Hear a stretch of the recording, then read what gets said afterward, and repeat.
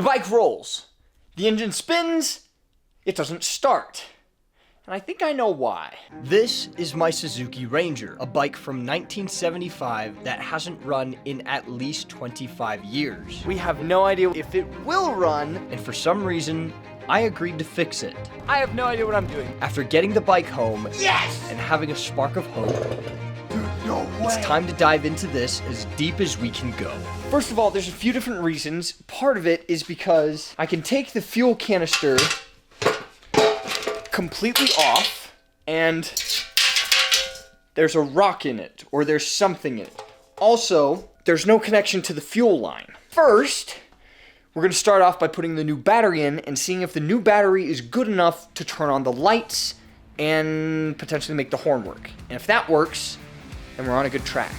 We began to remove things from the motorcycle so that we could actually start to see some of the inners and see how big of a project we were actually needing to tackle. We pulled off this capsule right here, which was supposed to be holding a fuse connecting these two leads together. The 15 amp fuse is very critical to the bike because in the event of an electrical problem, it doesn't fry all of the electronics. We replaced the fuse, but it still wasn't turning on. We'll figure it out. After replacing the fuse, the entire system was supposed to be complete.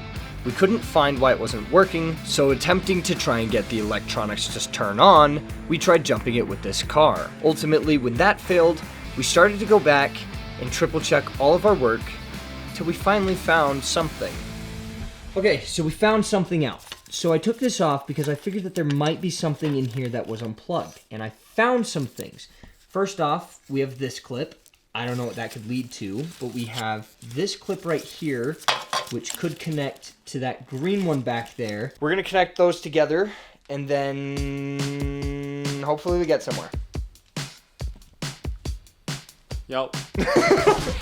Taking a look at the front wiring harness, how everything was housed just behind the front headlight, we decided to remove the shell as well as the headlight so that we could get a better understanding at what we were all looking at. Once our visual picture was a little bit more cleared, we started to test things with our voltmeter.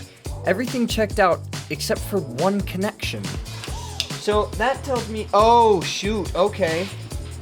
Our fuse blew. Once we saw this, I figured we had a problem that was out of my hands. We blew our fuse, so I'm gonna drop the other fuses apparently and break those. Why do I have it in the on position? Here we go, okay. Round 3. Round 3. Mother... It literally just died. We're gonna see if it goes boop. Ready? Yep. I see light! Whoa! I see lights! Tell me if those turn on, okay? Yep. Because I'm focusing on this. If this fuse blows, we only have one fuse left. It freaking fries the fuse, dude. So I'm gonna say some cuss words! This is my biggest mistake to date. Okay, ready? Yep. Did the fuse break? It broke, didn't it? It did. Oh my. So we have a new battery. We have 5 new fuses. So we're gonna try this, and yeah, hopefully it works this time. Now I'm just going to wipe down the bike and start to clean it up and make it look nice. Giving this bike its first detail in well over 25 years was quite the hassle. We started by removing the exhaust on the non-drive side of the bike. Then we moved to just over the rear tire to pull off the rear fender and all of the bad bolts to go with it. We then started removing things from the heart of the bike, including the battery box, the air box, and all of the electronics that we could. Then, we finally got her a little bit more clean. Once we had those off, it was time to install the new carburetor. We pulled the old one off, the new one on, had a little bit of fun. Really cool thing, the throttle. Whee! Look at what that does. Then it was right back to work, starting to piece everything back together. First the carburetor, then we filled up a new battery, and the hardest part about removing everything is it was like an oily sludge. We cleaned off the air box, the battery box, the pegs, as well as the rear fender. Then we started piecing everything back together, replacing most of the nuts and the bolts along the way. The wiring harness slipped right into place, and we were making pretty good progress. Really good news. We just had Adam and Jessica from the first video. We just had them come back over, and they gave me a few parts that were very, very needed. We were missing the door panel to the air intake, and now we have that. The second thing is the fuel pump. I no longer need to wait for eBay to give me one, because maybe I should buy a new one, because that doesn't twist. We'll see if we can get this to run. With the bike looking a lot cleaner, I was starting to feel far more optimistic, but I was still stuck in the spot where I couldn't find why it was frying. It was getting quite annoying after continually checking everything. Okay, here we go. And still being wrong. Placing fuse in 3, 2, 1. At this point, we started to pull off all of the electronics and slowly plug them in one by one till we finally found the problem. The reason it is the problem, I don't quite yet know, but the problem is with the ignition switch. Every single time the ignition switch was plugged in, it would fry the fuse. But then we tried it unplugged and it didn't fry the fuse, so there's either a problem with this or there's a problem with the wiring harness. I'm gonna look at the wiring diagram and I'm going to figure out which wire leads to what exactly, and I'm gonna see if there's a way that I can rewire this to make it actually work. Knowing the ignition switch was the problem, I wanted to check to make sure that all the other wiring was correct. I undid all the shielding so I could get a better look at what wires went where. Is this a smart idea? Not really, no.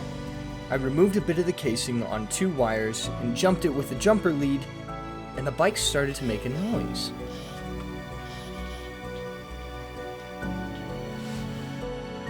Oh my gosh. Oh my gosh! We were starting to get signs of life. But holy cow, the starter solenoid works. So, for some reason, apparently the starter solenoid works, which I was told it was dead. Okay, so now I just need to figure out the wiring on this. And I also need to figure out why that keeps on killing the fuse. That's what I've been fighting for the past few days. Oh, dude, that's so good. Let's figure out what these other 2 wires do. The 4 wires leading to the ignition switch consisted of a red, orange, brown, and black.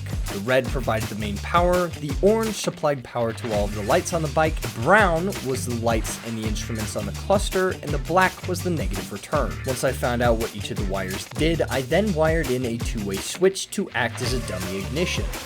So I had a little theory, and as you can see, we kind of made our own ignition switch. I need to bandage those. Holy cow, that's gonna arc and kill me. 1 second.